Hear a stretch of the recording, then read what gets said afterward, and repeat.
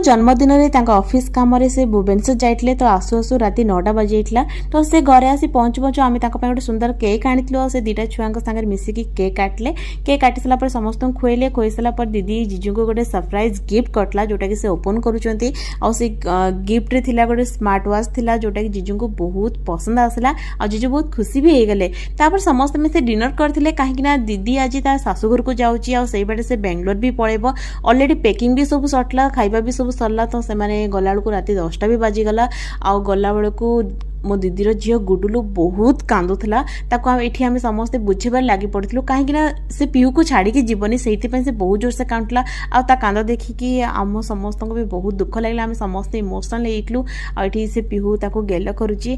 तो यहाँ पुणी के देखा ठीक ना भौणी भौणी भितर देखाई पुणी आगे देखा ठीक ना आम समस्त इमोशनल होइतलु।